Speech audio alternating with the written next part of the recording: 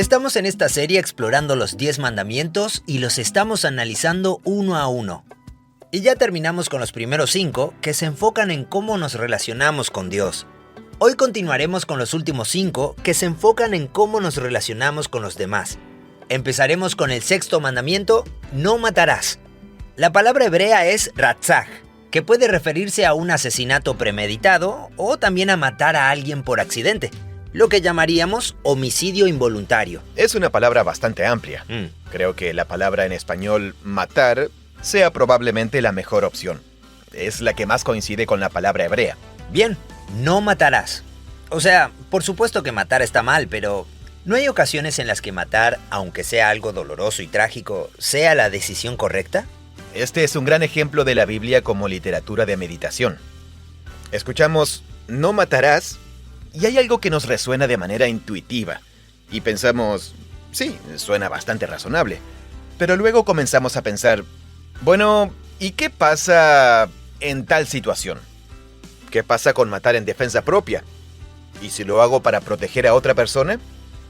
Y los autores bíblicos ya se nos adelantaron. Esto nos va a llevar por un camino que, por supuesto, como siempre, nos conduce de regreso a Génesis 1 hasta, de hecho, el capítulo 9. El sexto mandamiento es una prohibición general, no poner fin a una vida, porque la vida tiene un valor supremo en la Biblia. Dios es el originador y dador de la vida. Llena el mundo de criaturas vivientes. Luego, Dios comparte esa responsabilidad de cuidar la vida y velar por ella con una imagen suya. Es algo bastante fundamental. Vamos a analizar la primera muerte en la Biblia, que es un asesinato. Caín siente celos de su hermano Abel y acaba con su vida. Dios confronta a Caín y le dice que la sangre de su hermano clama desde la tierra. Así que algo cósmico ha ocurrido. La vida humana es una imagen de Dios y es tan preciosa y valiosa que arrebatarla de forma no autorizada provoca una ruptura en el cosmos. La vida del otro no es nuestra, así que no nos corresponde tomarla. También veremos cómo las leyes de la comida kosher surgen de un profundo respeto por la vida de los animales. Se le puede quitar la vida a un animal para comer su carne, pero no su sangre. Esa sangre debe derramarse en el suelo. Entonces, vemos una valoración extrema de la vida. Cada vez que tomen la vida de un animal y quieran comérselo, es algo muy serio. Quiero que sigan un ritual, un proceso que les recuerde que, en realidad, esa vida no es de ustedes, es de Dios. Y también vamos a analizar la paradoja inherente de la pena de muerte en la Biblia. Aquí se permite la pena de muerte, pero incluso la pena de muerte desencadena un ciclo de violencia. Es como una crisis imposible que hace avanzar la historia bíblica. Y todo eso se da por sentado y alimenta la retórica del sexto mandamiento. No matarás. El propósito de los mandamientos de Dios es preservar la vida. Y el sexto mandamiento, en este contexto, lo expresa con absoluta claridad. Su intención es encauzar lo mejor de nuestros pensamientos, lo mejor de nuestras energías, nuestra mayor sabiduría y convicción moral, para que se alineen más con Dios cuando usamos todo eso para preservar y hacer prosperar la vida. Hoy Tim Mac y yo nos enfrentamos a la sabiduría del sexto mandamiento. Gracias por acompañarnos. ¡Aquí vamos!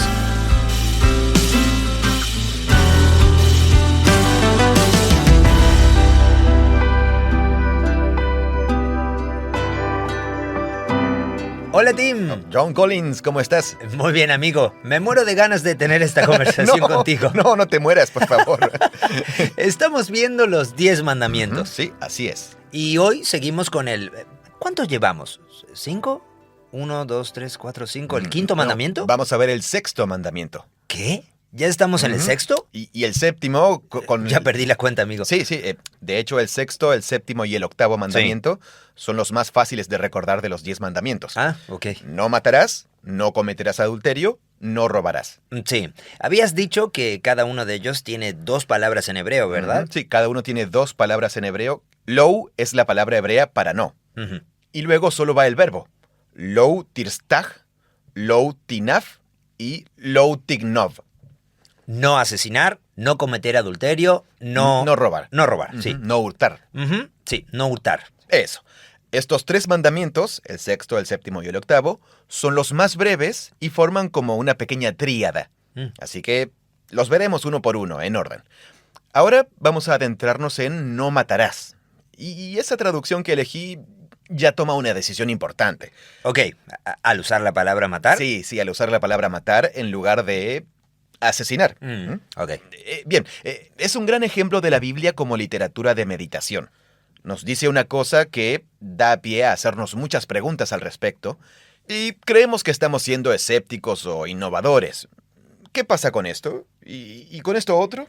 Eso de qué pasa con esto y con esto otro, sería el clásico ¿qué pasa si estamos en guerra y si uno está...? Sí, ¿qué pasa con matar en defensa propia? Eso. Y si lo hago para proteger a otra persona. Sí. ¿Qué pasa si mato a alguien sin intención? Claro. ¿Y qué pasa con los accidentes? Cuando escuchamos no matarás, hay algo que nos resuena de manera intuitiva. Y pensamos, sí, suena bastante razonable. Es simple, no hagas eso. Tal cual, sí. Pero luego comenzamos a pensar, bueno, ¿y qué pasa en esta situación? Y los autores bíblicos ya se nos adelantaron. Y eso nos va a llevar por un camino que, por supuesto, como siempre, nos va a llevar de regreso a Génesis 1 hasta, de hecho, el capítulo 9, del 1 al 9. Y es... amigo, es increíble. De hecho, anticiparon todas nuestras preguntas y las abordaron ya en las primeras 9 páginas de Génesis. Wow. El sexto mandamiento, Lo tirstag, no matarás, es solo la puerta de entrada a un gran recorrido bien diseñado, como por un museo, a través del intrincado conjunto de cuestiones que giran en torno al valor de la vida humana. Eso es realmente lo que se supone que debemos, a lo que estamos invitados a meditar aquí. ¿Cuál es el valor de la vida humana y por qué? ¿Por qué la vida humana es valiosa tal y como es? ¿Y cómo deberíamos responder ante ese valor? Ahí lo tienes. Claro. Estos son los temas en los que vamos a meditar. Pero antes que nada, ¿cómo se traduce Lo tirtzach? ¿En español? En español, sí. Empecemos por ahí. Ok.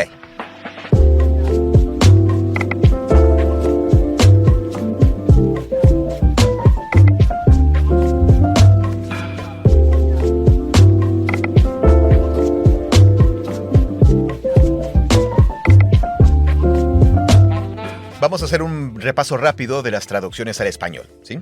Eso nos va a ayudar a hablar sobre las distintas palabras que significan quitar la vida en castellano. La gran mayoría de las traducciones al español expresan el sexto mandamiento como no matarás. Unas pocas dicen no cometerás homicidio y solo una dice no cometerás asesinato. Matar, homicidio, asesinato. ¿Cuál está en cada traducción? Prácticamente todas dicen no matarás. La Reina Valera de 1960, la Nueva Versión Internacional, la Nueva Biblia de las Américas, y después la Reina Valera actualizada y la Biblia del Jubileo dicen no cometerás homicidio.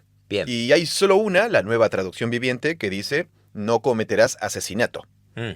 Pero antes de decirte las diferencias que yo veo entre estas tres palabras... ¿Entre matar, homicidio y asesinato? Sí, porque yo he pensado mucho en esto y me da curiosidad. A ver, al escuchar así sin contexto estas tres palabras en español, asesinato, homicidio y matar, ¿cómo describirías tú la diferencia entre ellas? Creo que matar es la más general. Es como hacer que algo deje de estar vivo. Claro, sí. Súper general. Asesinar parte de la misma base, hacer que algo deje de vivir. Ajá. Pero asesinar tiene la connotación como de que no debiste haberlo hecho. Sí, tal cual. Porque está bien matar el césped. Si quieres plantar un césped nuevo, sí, seguro, ¿no? sí. Sí. O, por ejemplo, si vas a instalar un desagüe francés en tu jardín, algo así, vas a tener que matar un poco de pasto. Ahí se lo matas, Sí, lo quitas, haces el desagüe y, bueno, eso. Sí, está bien matar algunas bacterias de tu intestino si no las quieres ahí, supongo. Sí, ¿estás diciendo que matar es un poco más neutro o...? Bueno, sí, quizás sea un poco más neutro, pero igual es intenso. Matar tiene cierta intensidad. Sí, estás acabando con la vitalidad biológica, con la vida de algo. Sí, claro, pero deja abierta la posibilidad de si estaba permitido o si estaba bien. Eso, sí.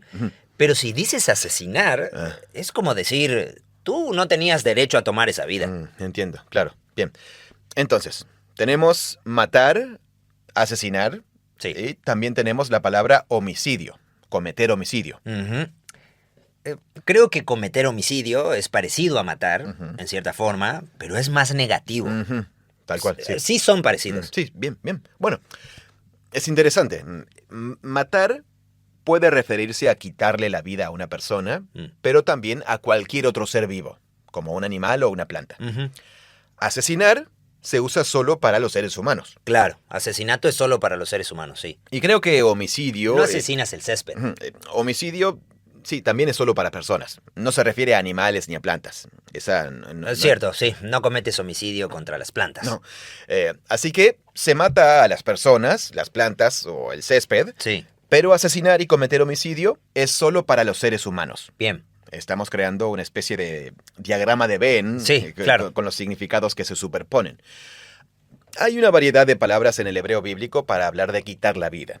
Y, como puedes imaginar, cada una tiene matices diferentes. Ok. La que se usa en la historia de Caín y Abel, la que se presenta ahí es harag. Harag. Caín haragó a Abel. Claro, sí, Caín haragó a su hermano.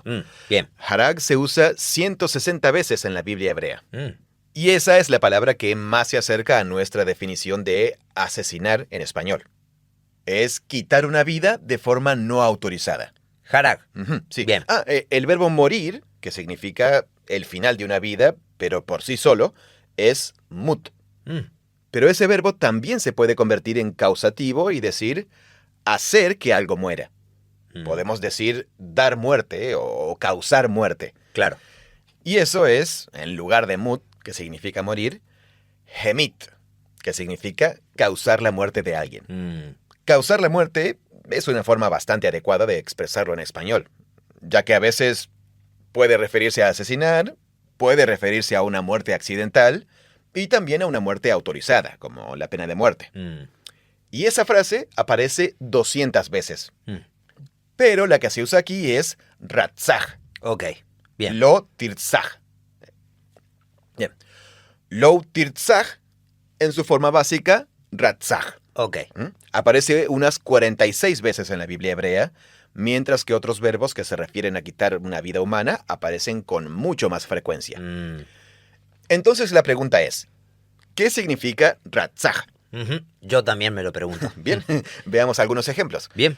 Primero, si volvemos a nuestro pequeño diagrama de Venn en español, ratzaj se refiere únicamente a quitarle la vida a un ser humano, no a animales. Bien. Perfecto. Así que, en ese sentido, no es como matar en español. Ratzaj puede describir un asesinato premeditado. Mm, Una historia muy conocida de asesinato premeditado en la Biblia hebrea es la de Acab, cuando se entera que un tipo llamado Nabot, que es dueño de una propiedad ancestral justo al lado de su palacio, tiene una viña muy hermosa. mm. Esto sucede en el capítulo 21 de Primera Reyes. Y con la ayuda de la esposa de Acab, Jezabel, traman un plan para conseguir testigos falsos que acusen a este tipo de blasfemar el nombre de Dios. En Primera Reyes 21. De hecho, todo el relato se desarrolla en diálogo con los 10 mandamientos de formas muy interesantes. Pero la palabra ratzaj se usa en esa historia para referirse a cuando Acab toma la vida de este tipo, Nabot, para quedarse con su tierra. Ujú. Lo interesante es que, en realidad, él contrató a 2 tipos para acusar a Nabot de blasfemar el nombre de Dios. Y luego, una vez que lo encuentran culpable tras la declaración de 2 testigos, Lo ejecutan. le dan muerte. Ok, pero la palabra que se usa es ratzaj. Ujú, sí. Y después un profeta va a encontrarse con Acab y le dice, tú ratzajeaste a este tipo. Ah, ok, claro. Eso es lo que dice el profeta. Ujú, claro, sí. Y es muy interesante porque, aunque lo lleva a cabo otra persona, es Acab quien es acusado de cometer el ratzaj. Claro. Claramente fue premeditado, aun cuando él mismo no lo ejecutó con sus propias manos. Entiendo. Sí. Eso me parece interesante, ¿sí? Así que ratzaj se puede usar en ese sentido. Bueno, pero... Aquí tenemos otro ejemplo. Casi la mitad de las veces que se usa ratzaj es en un lugar y contexto muy específicos, hablando de las ciudades de refugio, que era donde se refugiaba una persona después de matar a otra. Ok. Está en Números capítulo 35 y en Josué capítulos 20 y 21. La mitad de las veces que se usa esta palabra es en esos 2 lugares de la Biblia hebrea. Mm, Y esas eran ciudades, 6 ciudades en el antiguo Israel, que fueron apartadas como una especie de ciudad de asilo. Y cualquier persona que le hubiera quitado la vida a otra podía ir allí para protegerse hasta que se realizara un proceso judicial de verdad y se llevara a cabo un juicio justo. Esa es la idea básica. ¿Es como nuestra versión de ¿quiero llamar a mi abogado? Sí, exacto, sí. Y la persona huye a una de esas ciudades porque el familiar de la persona que murió Va a buscar sí, venganza. va a venir con todo. Y para vengarse, claro. Sí. En Números 35:11 dice, se escogerán ciudades para que el Rotseach, ese es el sustantivo que viene de Ratzach, o sea, el que mató, pueda huir si mató a alguien sin intención. Claro, porque la idea de ese lugar es que quizás no fue intención de la persona y puede que no merezca la pena de muerte. O incluso que alguien le haya tendido una trampa y no haya sido un asesinato premeditado. Tal cual, sí. Entonces, Ratzach puede referirse a quitar una vida de manera accidental, o puede referirse a tenderle una trampa a alguien. Y que eso acabe con una persona muerta. Y que eso termine con esa persona muriendo bajo pena de muerte. Es una palabra bastante amplia. Ok. Por eso creo que asesinato no funciona. ¿Por qué lo dices? Porque aquí en Números 35... No usaríamos la palabra asesinato para eso, no. Sino que lo llamaríamos homicidio involuntario. Exactamente, sí. Bien. Y lo que hizo Acab no encaja del todo como asesinato. Porque lo que hace es incriminar a alguien, tenderle una trampa para que termine muriendo. Así que creo que nuestra palabra en español, matar, sí, probablemente sea la mejor opción. Es la que más coincide con la palabra hebrea. Porque matar puede referirse tanto a algo intencional como no intencional. Claro. Y aunque en hebreo nunca se ratzaja a un animal, y matar sí puede aplicarse a plantas, animales o seres humanos. Bien. Matar es la palabra más amplia que tenemos para hablar de quitar la vida y no especifica el propósito, si fue premeditado o accidental. Abarca todos esos casos. Sí, creo que matar es una opción bastante buena. Entiendo. Bien. Ayúdame a entender mejor esta palabra ratzach. Ratzach. Eso. ¿Hay más ejemplos que podamos ver? Sí. De hecho, hay 46 ejemplos. Pero creo que es importante decir en este punto que traducirlo como asesinato un poco... Sí, ¿cuál sería el problema con asesinato? Sí, condiciona la interpretación desde el inicio. Claro, la restringe. Sí, pues que... Ok, bueno, tal vez podría decir que cuando pienso en no cometer asesinato, supongo que no pienso en el ejemplo de la persona que cometió un homicidio involuntario. Claro. Pero tú estás diciendo que esta palabra sí se usa en ese caso. Sí. De hecho, en Números 35, ese es su significado principal. Se refiere a una persona que Es justamente el punto. le ha quitado la vida a alguien de manera accidental. Y asesinato no significa eso. Claro, ok. Pero Ratzach sí significa eso. Entiendo. Y también puede referirse a un... Bien, pero ¿es eso? Supongo que lo que me gustaría saber es si el uso de Ratzach en números es un uso básico y fundamental o si es un uso más novedoso. Ya entiendo, sí. Bueno, hay un montón de casos en números. De hecho, mejor vayamos al texto. Bien. Podemos encontrar muchos casos ilustrativos. En Números 35:16 dice... Supongamos que una persona golpea a otra con una herramienta de hierro y ésta muere.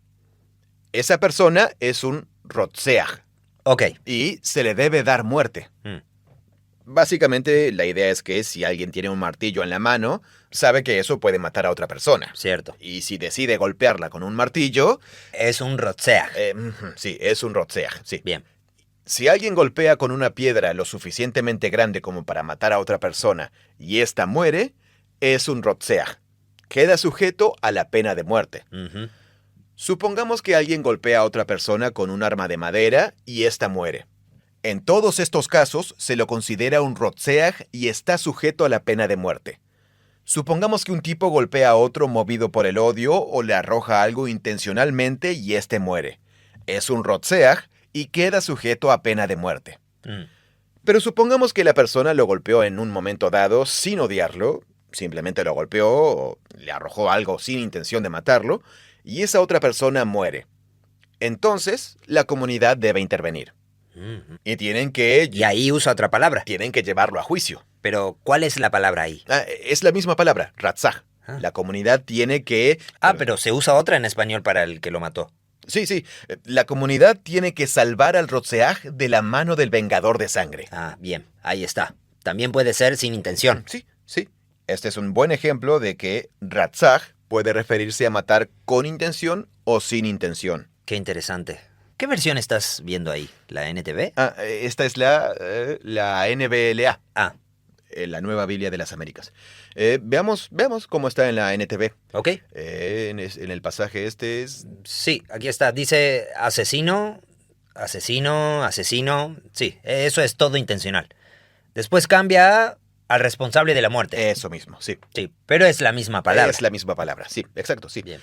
Así que la NTV, cuando habla de matar de forma intencional, lo traduce como asesinato. Cuando no es intencional, lo traduce como muerte. Pero en los 10 mandamientos, la NTV elige asesinato para esta misma palabra hebrea y dice, no cometerás asesinato. Porque tienes que elegir una palabra. Claro. Es interesante. La NTV decide, cuando estoy en un contexto en que es obvio que se habla de asesinato y no de homicidio involuntario, vamos a elegir una de esas dos palabras. Pero en una situación ambigua, no vamos a usar un término más general que transmita la ambigüedad del original. Vamos a tomar la decisión nosotros. Sí. Claro. En otras palabras, si lo traducimos como no cometerás asesinato, estamos limitando la aplicación de lo que creemos que el texto quiere decir. Y esta es la razón por la que creo que esto es importante. ¿A dónde busca llevarnos este mandamiento en nuestra reflexión? ¿Se supone que lo asociemos solo con un asesinato premeditado y calculado, como el homicidio simple o calificado? ¿O más bien este mandamiento busca llevarnos a una meditación más cósmica sobre El simple hecho de quitarle la vida a alguien de cualquier modo. Eso sí. ¿Qué es lo que realmente implica poner fin a una vida? ¿Y por qué es algo que debería evitarse prácticamente a toda costa? Tanto así que podamos resumirlo en un mandamiento sencillo de no pongas fin a una vida. Porque eso es lo que significa ratzaj, poner fin a una vida, independientemente de la intención o la premeditación. Claro. Así que yo diría que aquí estamos en línea con lo que dice Jesús en el Sermón del Monte. No juzguen. Es un mandato bien general, y uno se queda pensando, wow. Sí, wow. ¿cómo puede ser eso? Sí, pero él después comienza a agregar matices, ¿verdad? Ajá, sí. Uno se queda como, entonces, ¿quieres decir que jamás deberíamos evaluar las decisiones o el comportamiento de nadie bajo ninguna circunstancia? Y luego él pasa a hablar sobre situaciones en las que sí sería necesario hacer una evaluación. Pero por medio del efecto sorpresa de la prohibición, él busca que demos un paso hacia atrás y digamos algo como, ¡wow! ¿Qué significa eso? ¿Cuál es el panorama más amplio? Y creo que algo similar sucede aquí con el uso de la palabra ratzaj en lugar de la palabra harag. No cometas asesinato. Ahí va. Es un recurso retórico, una exageración retórica, que nos obliga a reflexionar. Sí, pero... Así que déjame añadir algo. Bien. Recuerda que hay algo muy importante acerca de los 10 mandamientos, y es que están estrechamente vinculados a los 42 que vienen justo después. Ok. Y lo fascinante es que al llegar a los 42, nos encontramos con toda una sección de los 42 que desarrolla todos los matices. Y de repente nos hace preguntarnos, ¿cuál es el propósito de esa prohibición de 2 palabras que aparece allá en los 10? En los 42 que siguen, vemos esta jurisprudencia en el libro de Éxodo capítulo 21. El que hiera a un hombre y lo mate debe ser condenado a muerte. No es la palabra ratzaj, ni siquiera es la palabra asesinar, sino solo la palabra golpear. Ok. Digamos que golpeas a alguien y luego muere, pena de muerte. ¡Wow! Es intenso. Sí que lo es, sí. Y nos hace preguntarnos, bueno, ¿y qué pasa con esto? Y con esto otro. Ok. En el versículo 13 leemos, bueno, si ese tipo no estaba al acecho, es decir... Sí, si no lo planeó. Claro. Sí. Si no lo planeó, sino que... Bueno, acá se abre un laberinto que cautelosamente voy a intentar esquivar. Ok. Pero digamos que Dios permitió que cayera en sus manos. Ok. En otras palabras, no fue algo que el tipo hubiera planificado. Claro. Pero en la misteriosa providencia de Dios, las circunstancias se dieron de tal manera que se produjo un accidente. Una muerte accidental. Entonces yo, Dios, le señalaré a todos un lugar donde la persona pueda refugiarse. Se refiere a la ciudad de refugio. Ok. Sin embargo, si alguien conspira contra su prójimo para haragarlo, asesinarlo con alevosía, sí, Ese tipo merece ser condenado a muerte. Entonces, tenemos esta declaración general. Cualquiera que golpee a otro ser humano y éste muera, debe ser condenado a muerte. Así que, ahí está. Sí, Y uno se queda como... Eso suena como un mandato. claro. Pero luego tenemos... Sí, todos estos matices. Inmediatamente después tenemos estas dos aclaraciones. Bueno, si no hubo intención, no. Y si fue a propósito, sí. Mm, Así que ahí mismo se establece un patrón. ok. El principio fundamental es que la vida humana no nos pertenece y no podemos quitarla. Mm, Evidentemente, la vida humana es tan valiosa que amerita esta especie de prohibición general. Aunque nosotros sabemos, y Dios sabe, y Moisés sabe, que después vendrán todas estas aclaraciones o matices. mm, Pero dejemos de lado por un momento las aclaraciones. bien. No pongas fin a la vida. No lo hagas. En otras palabras, el sexto mandamiento funciona como literatura de sabiduría. Mm, Nos obliga a hacernos responsables de la infinita variedad de formas en que se supone que debemos aplicar el valor que subyace a la prohibición. ok. Entiendo. Sin embargo, bueno, se va a manifestar de manera distinta en cada circunstancia. Sí. Bien. Este siempre ha sido uno de los mandamientos que más me ha costado. Porque, por ejemplo, si alguien está en el ejército y tiene que ir a la guerra, o si otra persona intenta matar a su familia, ¿qué debe hacer? Cuando nos enfrentamos a todas estas situaciones, podemos percibir toda esa tensión que generan. Y si llegamos a esta lista pensando, esta es una lista definitiva donde solo podemos tachar lo que cumplimos o no, se siente como que algo no encaja. Da la impresión de que le falta algo. Pero si la entendemos como literatura de sabiduría, Sí, exacto. entonces la pregunta que surge es, bueno, ¿qué se supone que debemos hacer? Y lo que tú vienes diciendo desde el principio de esta conversación es que vayamos a Génesis para ver qué sabiduría encontramos allí. Eso. ¿Dónde se usa por primera vez la palabra vida?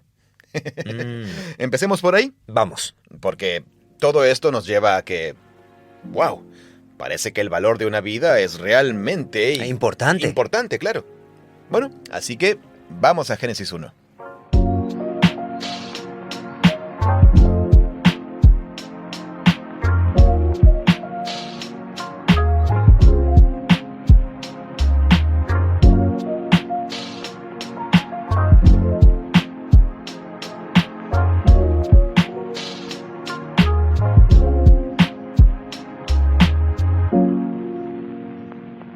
Esta es una idea muy simple que vale la pena señalar.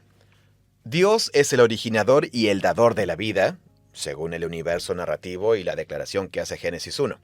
Había ausencia de vida, oscuridad, desorden. Sí. Así es como comienza el relato de Génesis 1. Dios trae orden en los primeros 3 días, y luego, en el quinto y el sexto día, llena el mundo de criaturas vivientes. Hayot es seres vivientes en plural, pero es el plural de Hayá o Hay, que significa estar vivo o tener vida, sean animal o humana. Bien. Y después vemos, en el sexto día, que uno de esos Hayot, seres vivientes, en particular, es lo que se llama Adán.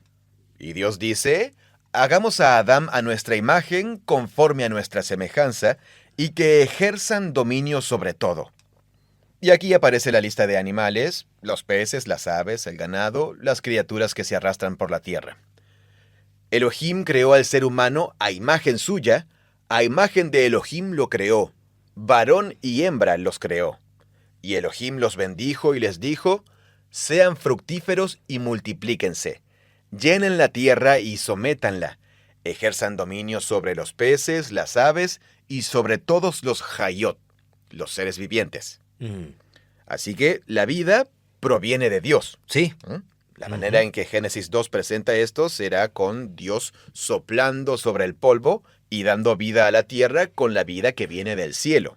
Es decir, con la propia vida celestial de Dios. Y formando criaturas. Y creando... Bueno, seres humanos. Sí, creando seres humanos.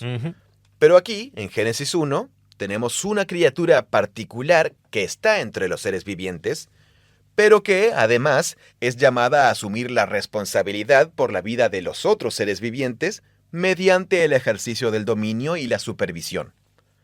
Y esa criatura en particular se la llama la imagen de Dios, creada conforme a la imagen. Claro.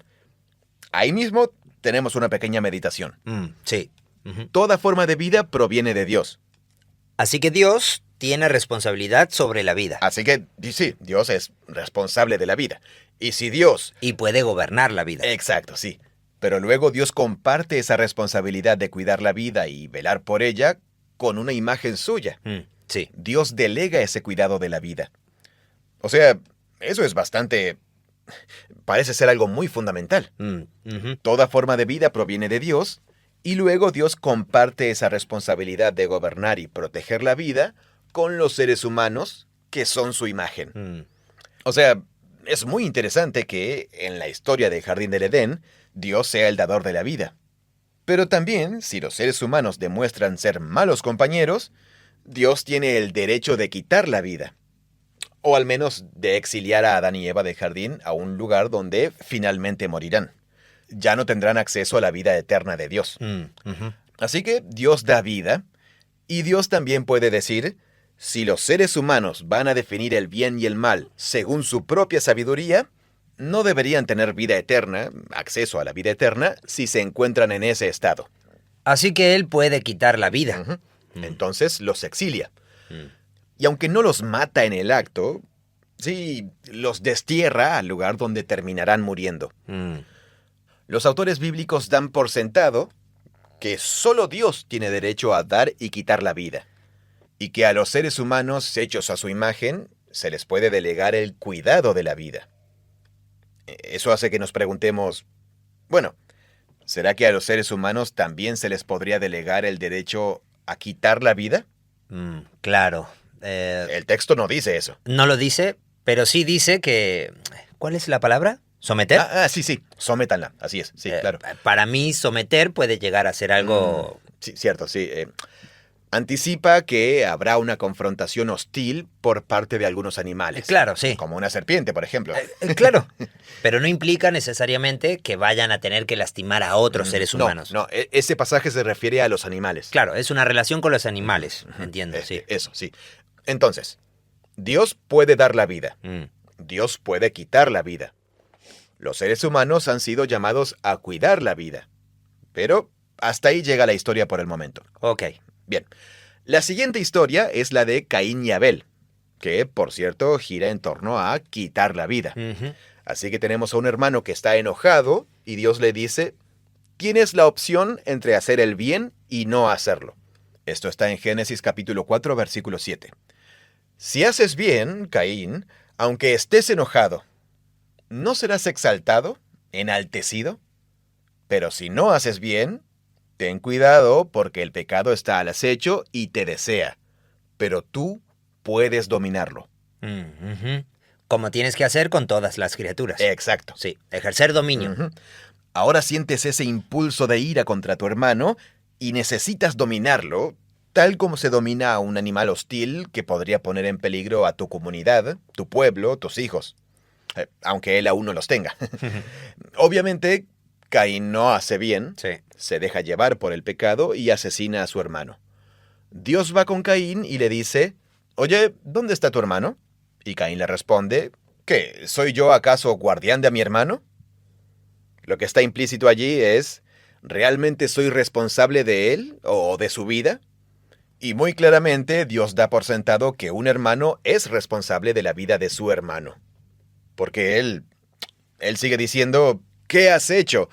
La voz de la sangre vertida, la sangre derramada de tu hermano, clama a mí desde la tierra. Así que algo cósmico ha ocurrido. Por su propia mano, la sangre de su hermano ha vuelto a la tierra. En vez de proteger la vida de su hermano, la ha tomado y la ha devuelto a la tierra, pero de forma no autorizada. Y eso no está bien. Acabas de quebrantar el cosmos. Rompiste el sistema. La sangre... has quebrantado el cosmos. ¿Estás diciendo que la frase «la sangre clama desde la tierra» es una expresión que nos lleva a pensar «¿has quebrantado el cosmos»? Sí. O sea, el universo está diseñado para funcionar de cierta manera. La vida es un don precioso de Dios, La sangre representa la vida. La sangre es la vida. Por eso la vida debe permanecer en ti. En ti. Se supone que debes tener la vida. En tu cuerpo. Si la vida se derrama en la tierra, Ujú. ahora la tierra tiene la vida. Tú ya no tienes la vida, estás muerto. Tal cual. Y por eso surge esta expresión que dice, la sangre ahora clama desde la tierra. Está clamando. Es quien te acusa. Está acusando al asesino diciendo, esto no está bien. Ujú, ujú. Yo debería estar vivo. No tenías la autoridad para hacer eso. Claro. Tú no le diste la vida a tu hermano. Dios lo hizo. Mm. No puedes simplemente arrebatarle la vida a otro ser humano como si fuera tuya. No te corresponde tomarla. Y ese clamor no solo acusa, sino que también está diciendo, algo no está bien. Eso es. Así que dentro del universo narrativo de Génesis 1 al 4, Dios es el dador de la vida humana es una imagen de Dios, Mm. y es tan preciosa y valiosa que, de hecho, estamos provocando una ruptura en el cosmos al tomar una vida humana de manera no autorizada. Mm. No es nuestra para tomarla. Entonces lo interesante es que Caín inicia una espiral de violencia que continúa a través de su descendiente, Lamec, Mm. quien comienza a glorificar el arrebato violento de la vida. Y eso desemboca en todo el conflicto relacionado con los Nefilim en Génesis 6, y el resultado es que la tierra se llena de violencia en Génesis 6, y la sangre inocente clama a Dios desde la La tierra. escena muestra que esto ya se ha vuelto algo normal. Cierto, sí. La gente así nomás dice, no es tan grave, solo nos estamos matando unos a otros. Exacto, sí. Mm. La cuestión es que el arrebato de la vida humana comienza a volverse algo común. Se normaliza. Sí, en el mundo post-Caín. Mm. Caín da inicio a una espiral de degradación. La vida se convierte en un campo de batalla en ese momento. Justo eso, sí. Sí. Y para un tipo llamado Lamec, el honor personal y la posición social valen tanto como, o incluso más, que la vida de otra persona. Así que, si me das una bofetada o me lastimas, yo te corto la cabeza. Mm. Eso ha sido una realidad en numerosas culturas tradicionales basadas en el honor y la vergüenza a lo largo de la historia. Mm. Y piensa en esto. Si perteneces a una cultura donde durante generaciones se considera que el honor personal tiene más valor que la vida de cualquier persona, entonces puede empezar a sonar razonable quitarte la vida si te han deshonrado. Ah, Llega a parecer razonable quitarle la vida a otra persona. sí te deshonró. Claro, si atentó contra tu honor. Entonces, cuando vemos la escalada de violencia que lleva al diluvio, vemos que sigue el patrón de Lamec, Ujú. que dice, si me deshonras, te quito la vida. Tal cual. Y esa lógica, o esa forma de vivir, cuando se amplifica, simplemente hace que todo se salga de control. Exacto, así es. Bien.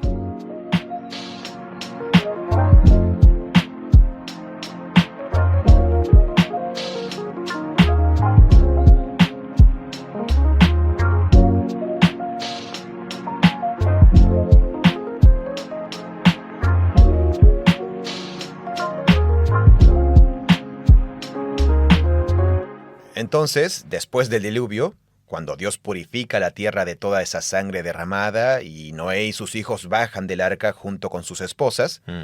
Dios les dice, sean fructíferos y multiplíquense. Mm. Pero luego aparece toda una pequeña serie de condiciones que Dios establece, Mm. porque ahora los seres humanos han adquirido la costumbre de tomar la vida tanto de criaturas como de otros seres humanos.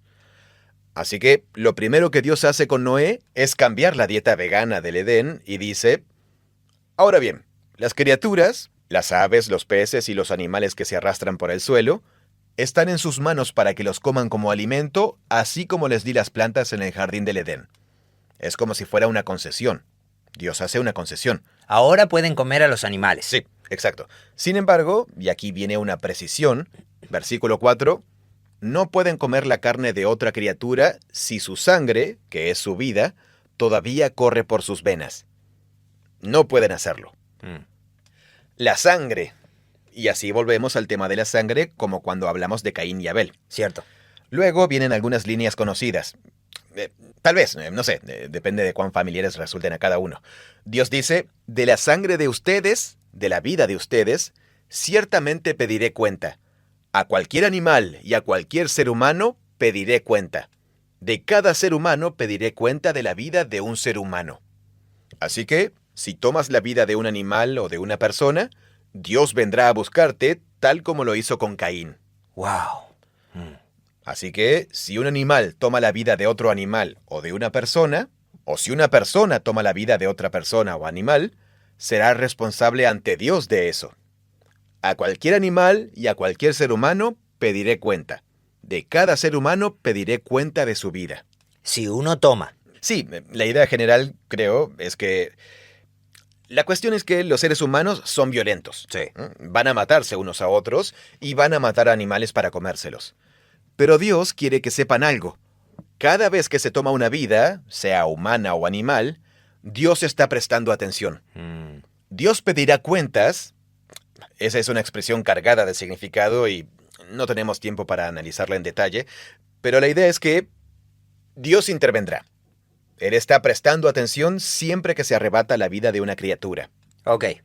Entonces, pueden comer animales, Sí. pero no la sangre. No consuman la sangre. Ok. Se debe derramar. Bien. Se debe derramar la sangre. Y luego dice, de la sangre de ustedes pediré cuenta. ¿Qué significa esa frase de pedir cuenta de la sangre Bien. de alguien? Si alguien decide quitarle la vida a otra criatura, tendrá que rendir cuentas. De la sangre de ustedes pediré cuenta. Creo que da a entender que se tomó una vida de forma indebida o que se la consideró de poco valor. De hecho, aún no hemos terminado de leer. En el clásico estilo de literatura de meditación bíblica, la idea central se guarda para el final, y es esta. El que derrame sangre de un ser humano, por el ser humano su sangre será derramada. ¿Por qué? Porque a imagen de Dios hizo él al Adán, es decir, a la humanidad. Así que la vida y la sangre de cualquier criatura, ya sea humana o animal, tienen un valor supremo para Dios. Dios está atento. Y si alguien toma la vida de un animal o de un ser humano de manera ilegítima, porque básicamente carne con su vida, es decir, con su sangre, no comerán. Claro. Esto, de hecho, constituye la base de las leyes de la comida kosher que luego se desarrollan en Levítico y que dicen que... Ya han matado al animal. Exacto, sí. O sea, la vida del animal ya ha sido tomada. Así que ahora se trata de hacer esto. Honren la vida del animal. No consuman su sangre. Eso mismo, sí. Ok. Pero luego dijiste Porque que... la sangre es la vida. Sí. Tratemos de darlo vuelta. Creo que la lógica que subyace aquí es que Dios es el dador de la vida, ¿sí? Y ya hemos establecido que los seres humanos no tienen derecho, según su propio deseo o sistema de honor y vergüenza, a quitarle la vida a otro ser humano. Ok. No está bien. Y si alguien toma la vida de otra criatura, tendrá que rendir cuentas ante Dios por ello.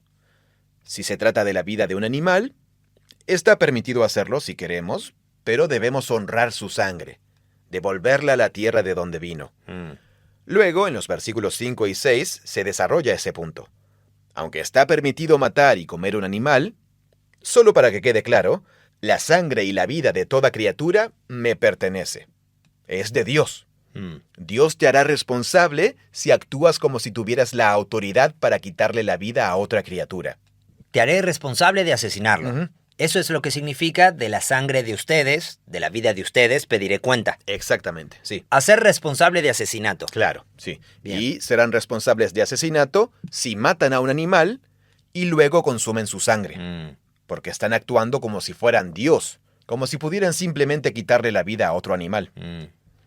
Ahora Dios dice, se le puede quitar la vida a un animal para comer su carne, pero no su sangre. Esa sangre debe derramarse de vuelta en el suelo y devolverse a la tierra de donde vino.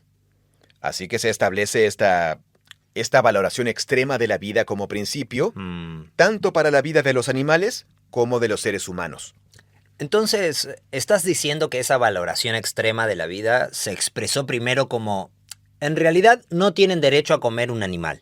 Sí, en el Edén, exacto. En el Edén no se dijo explícitamente, pero se dijo... Coman del fruto. Coman del fruto, sí, coman de las plantas. Coman de las plantas, ejerzan dominio sobre los animales. Eso, sí. Y cuando Noé desciende del arca, aparece esta concesión bastante extraña en la que Dios dice, bien, respecto a los animales, ahora pueden comerlos. Eso hace que ahí mismo uno se quede pensando, ¡Wow! bueno, no estábamos comiendo animales. Esa no era la idea, que nos comamos a los animales. Sí, ejercer dominio sobre los animales, de acuerdo con Génesis 1, no significaba poder comerlos. La vida de los animales es realmente importante, extremadamente importante. La vida es importante. Porque la vida es importante, claro. La vida específicamente aquí, la vida de las criaturas. Sí. Y la sangre de los animales, la sangre de los seres humanos, es su vida. Eso lo sabemos por la historia de Caín. La vida líquida. La vida líquida. Ok, entonces cuando llegamos a esa concesión, lo que Dios le está diciendo a Noé es, ahora pueden comer animales, pero amigo, tómenselo en serio. ¿Sí? Eso es lo que se supone que debemos entender. Tal cual, sí. Porque están tomando de la vida para su propio beneficio. Y están entrando en un territorio que es mi territorio. Exacto, sí. Ese es el territorio de Dios, porque Dios es el autor de la vida, el dador. Los seres humanos no deben ser los que deciden cuándo termina la vida de otro ser. Claro, sea un ser humano o un animal. Humano o animal. Así es, sí. Sin embargo, Dios sabe que los seres humanos son violentos y que quieren comer carne. Así que Él hace esta concesión. Pero incluso en la concesión, crea como una especie de... Tómense muy en serio la vida de este animal. Cada vez que tomen la vida de un animal y quieran comérselo, quiero que sigan un ritual, un proceso, que les recuerde que, en realidad, esa vida no es de ustedes.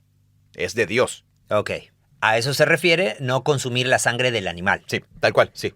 Y esta expresión de la sangre de ustedes, de la vida de ustedes, ciertamente pediré cuenta, quiere decir algo como claro, que... sí. Si toman la vida de un animal y consumen su sangre, están actuando como si esa vida fuera suya, como si les correspondiera tomarla. Así que pediré cuenta de su vida. Y eso equivale a quitar la vida de un ser humano. Y en cuanto a quitar la vida de un ser humano, el que derrame sangre de un ser humano, por el ser humano su sangre será derramada. Y entonces, ¿cuál es la base de todo esto?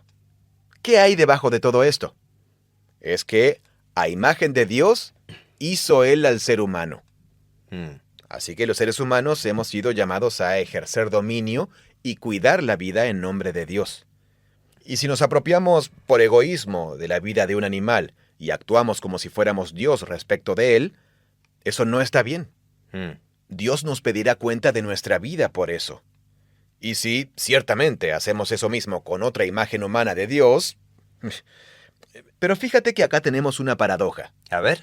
El que derrame sangre de ser humano, es decir, quien lo asesine, por el ser humano su sangre será derramada. Será ejecutado a manos de otro ser humano. Pero entonces, ese otro ser humano, que toma la vida de un ser humano como acto de justicia, también será responsable. ¿No es así? Crea como una especie de pequeña paradoja circular en la que los seres humanos pasan a ser responsables perpetuamente de este ciclo de violencia. Cierto, sí. Es prácticamente una situación imposible. La vida humana es tan valiosa que los seres humanos jamás deberían quitar una vida. Sin embargo, para hacer valer ese principio en particular, aquí se permite la pena de muerte. Pero hasta la pena de muerte tiene límites, porque pone en marcha ese ciclo. Me parece fascinante. Es casi como si uno estuviera dispuesto, por decirlo de alguna manera, a habitar en un ciclo de violencia. En cierto sentido, un ciclo de violencia, como la pena de muerte, reafirma algo. La pena de muerte transmite un mensaje. Transmite que no es aceptable tomar una vida humana. Pero también se contradice a sí misma, porque se está quitando una vida humana para demostrar que no tenemos derecho a quitar vidas humanas. Ahora, ¿no es la lógica de la pena de muerte que si se le quita la vida a alguien, no hay manera de repararlo? Realmente no existe forma de reparar esa pérdida. La única opción verdaderamente justa es entregar la propia vida. Claro, sí. Pero luego tú dices que caemos en esta paradoja de... Bueno, una vez que obligas a alguien a entregar su vida, ahora tú le has quitado la vida a esa persona. Ahora tú has tomado su vida, eso, sí. Y ahora eres responsable de su vida. Claro, sí. Y así, en esta misma ley de represalia, la pena de muerte es como un error de código fuente que va a causar toda clase de problemas. Así es, sí. Patrick Miller, un erudito de la Biblia hebrea, del cual aprendí mucho sobre los 10 mandamientos, lo plantea de esta forma. Su aporte es muy útil.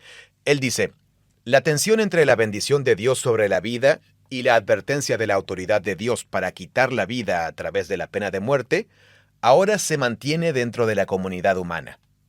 O sea, Dios es quien da la vida. Esto es mío, una opinión mía, o una aclaración mía de lo que dice Miller. Dios es quien da la vida y solo Dios tiene la autoridad para quitarla. Entonces esa es la tensión que hay ahí, incluso dentro de la responsabilidad misma de Dios en la creación. Y ahora Dios delega esa responsabilidad a la comunidad humana. Miller continúa diciendo, el gobierno de Dios sobre la vida es tan claro y el valor de la vida es tan alto que nada excepto una vida humana puede compensarlo. Pero en un acto así, sin embargo, la comunidad, que sabemos que puede cometer errores en sus procesos de justicia, la comunidad siempre corre el riesgo de infringir la primera parte de la tensión, que es el valor sagrado de la vida. El texto lleva la afirmación tan lejos como es posible en las Escrituras respecto de la posibilidad de una toma legítima de la vida a través de un proceso judicial, pero lo hace en el marco de la enseñanza de Dios, que lleva la protección de la vida humana tan lejos como es posible. El texto no aborda los problemas que siempre están presentes en la decisión cuando una comunidad decide tomar una vida por otra vida que ha sido tomada. Y así la comunidad debe enfrentarse a la espinosa cuestión de decidir de qué lado de la tensión se posicionará. Entonces, lo que intenta señalar es que hay una paradoja inherente en el valor sagrado de la vida humana y luego en el acto de tomar una vida como una demostración justa del valor de la vida humana. Claro. Y eso, de cierta forma, se convierte como en un pequeño bucle interminable. Cuando reflexiono sobre esto, veo que forma parte de la tensión que impulsa la historia bíblica en una crisis en la que nos planteamos cómo honramos el carácter sagrado de la vida de Dios, esa vida que Dios quiere destinar para sus imágenes humanas hacia la vida eterna, pero al mismo tiempo, cómo imponemos y transmitimos ese valor si alguien menosprecia una vida humana. La única forma real de transmitir ese valor es tomando una vida humana. Y eso nos lleva a preguntarnos, bueno, entonces, ¿cuál es el camino a seguir? Supongo que el camino a seguir sería, si alguien pudiera entregar una vida que verdaderamente no pudiera ser conquistada por la muerte, supongo que se podría resolver la paradoja. Estoy adelantándome bastante a la historia de Jesús. Claro. Pero aquí se está planteando un problema. Sí, claro. Con lo de la pena Creo que estoy empezando a entender el problema de una manera distinta. Que este pasaje, de una manera muy contundente, nos confronta con el hecho de que toda vida, humana y animal, tiene un valor supremo. Entonces, si vamos a empezar a comer animales, esto es algo muy serio, porque la vida es muy, muy importante. Así es. Tanto es así que, cuando consideramos la vida humana, uno piensa, ¿cuánto más importante es respetar la vida de un ser humano? Así que lo que llega a convertirse en ley kosher lleva incorporado este profundísimo respeto y honor por la vida. De un animal. De otro animal, claro. Tanto es así que está esta expresión, que todavía estoy tratando de asimilar, donde Dios dice, de la vida de ustedes pediré cuenta por la manera en que maltraten a otra vida. Incluso a los animales. Claro, sí, a los animales. O sea, ahí siento como que necesito frenar y como que... Eso sí, salir a caminar un buen rato y reflexionar. Sí, la verdad no creo que lo haya asimilado del todo. Me tiene un poco desconcertado. Bueno, a ver, creo que seguramente esa sea la intención. Sí, que nos confronte directamente. Nos confronta diciendo, así de importante es la vida. Exacto, sí. Incluso la vida animal. Tómatelo con total seriedad. O sea, hemos elevado el valor de la vida tan alto como es posible. Eso. Y así surge este interrogante, ¿qué se debe hacer cuando alguien atenta contra eso? Tal cual. Cuando alguien simplemente toma la vida de otra persona por haberlo deshonrado. O decide, tu vida no es importante, así que te la voy a quitar. Si la vida es tan extremadamente valiosa, ¿qué se puede hacer en esa situación con esa persona? Eso, sí. Es alguien que va a generar caos en nuestras comunidades. Además, acaba de hacer algo que es literalmente una transgresión cósmica. Así que la conclusión lógica es que esa persona ha renunciado a su derecho a vivir. A su derecho a formar parte de todo esto. ya no puede conservar su vida. No puede, no, claro. Ok. Bien, entonces, ¿quién se va a encargar de eso? Sí, ¿quién va a hacer que eso suceda? ¿Quién lo va a llevar a cabo? Eso. Porque cuando alguien lo lleva a cabo, ahora está de vuelta exactamente en la misma situación de... Bueno, la vida de esa persona sigue siendo su vida. Exacto, sí. Sigue siendo su vida. Es una vida, sí. Perdió su derecho a vivir, pero no deja de ser una vida. Ujú. Así que, amigo, ten mucho cuidado. Tal cual, sí. Lo que estás diciendo implica algo así como...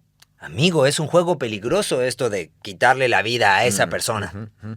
Y a esta altura del relato bíblico, la humanidad ya está completamente metida en ese juego peligroso. Cierto. Sí. Y por eso estaba usando la imagen del bucle interminable. Es como una crisis sin solución que hace avanzar la historia bíblica. Porque, pase lo que pase ahora, la humanidad ha perdido su derecho a vivir. Sin embargo, Dios es quien ha declarado que los animales y los seres humanos deben vivir. Ujú. Y todo eso se da por sentado y alimenta la retórica del sexto mandamiento. Lo tirzaj, no matarás. Hay algo tan fundamental, tan importante y tan valioso sobre la vida Así es, sí. que la premisa es no la tomes. No lo hagas. No hagas que deje de ser vida. Eso. La vida es vida. Deja que la vida sea vida. Exacto, sí. Y después de los 10 mandamientos vienen los 42, que van a desarrollar ese punto en muchos aspectos que son importantes. Y tal vez sea relevante señalar que tanto tú como yo, en este momento, no estamos tratando de hacer declaraciones oficiales sobre la legitimidad de la pena de muerte o... Claro, sí. Solo estamos tratando de meditar en estos textos. O en qué momento es legítimo defender a alguien, sea familia Claro, o... sí, eso mismo. ¿Qué pasa si soy un soldado y ese tipo de cosas? Sí. Eso viene después. Sí. Y es necesario que reflexionemos sobre eso. Todos debemos meditar en esas cuestiones en nuestras comunidades, en nuestro contexto. Pero al pensar en esas cosas, nos topamos con lo que parece un auténtico enigma. Y una exigencia muy rigurosa que es... La vida de todas las criaturas es tan valiosa. Y la vida humana está hecha a imagen de Dios. Y se abre una dimensión aún más cósmica allí. Así es, sí. Así que no debemos interferir en eso. No es nuestra para tomarla. Y entonces, cuando se parte de ahí, empezamos a pensar como con cierta cautela y verdadera sobriedad. Bueno, entonces, ¿qué significa comer un animal? Y con más razón todavía, ¿qué significa hacer responsable a alguien por un asesinato? ¿Qué significa proteger a mi familia? Claro. ¿Qué significa que... ¿Cómo voy a confrontar de verdad esta realidad? Así que tal vez una buena forma de concluir esta conversación, aunque no el tema en sí, porque el tema es algo en lo que todos tenemos que seguir reflexionando en el resto de nuestras vidas. Es bueno terminar recordando que este es el sexto mandamiento. Y que el tema, ese mini estudio temático que hicimos sobre los mandatos de Dios como el marco que nos conduce a los 10 mandamientos, el tema es este. Los mandamientos de Dios conducen a la vida. Pues la vida es, de hecho, una de las palabras clave relacionadas con el propósito de los mandatos de Dios, que es proteger y preservar la vida de aquel a quien Dios dirige su mandato, y también evitar todo lo que conduce a la muerte. El propósito de los mandamientos de Dios es preservar la vida. Y el sexto mandamiento, en este contexto de los 10, lo expresa con absoluta claridad. Su intención es encauzar lo mejor de nuestros pensamientos, lo mejor de nuestras energías, nuestra mayor sabiduría y convicción moral, para que se alineen más con Dios cuando usamos todo eso para preservar y hacer prosperar la vida. Claro.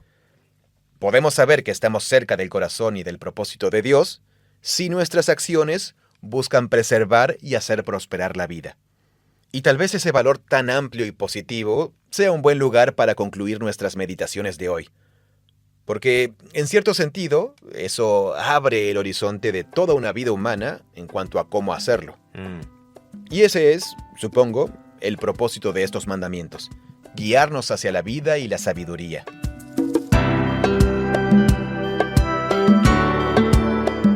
Gracias por escuchar este episodio del podcast de Proyecto Biblia. La próxima semana veremos el séptimo mandamiento: no cometerás adulterio. Y eso nos llevará a una conversación más profunda sobre el significado y el valor del matrimonio. El matrimonio simboliza la dedicación incansable, el amor y la lealtad del Creador hacia su creación. Dios tiene muchas formas en las que podría expresar su potencial creativo, pero el hecho de comprometerse incansablemente con las criaturas terrenales y buscarlas, amarlas como Dios se ama a sí mismo, eso es lo que se supone que debe simbolizar el matrimonio humano. Proyecto Biblia es una organización sin fines de lucro con financiación colectiva. Nuestro propósito es experimentar la Biblia como una historia unificada que nos guía a Jesús. Todo lo que creamos, este podcast, los videos, los planes de lectura y nuestro sitio web, todo es gratuito gracias al generoso apoyo de miles de personas como tú. Así que muchas gracias por ser parte de esto junto a nosotros. Hola, mi nombre es Néstor Nares y soy de México.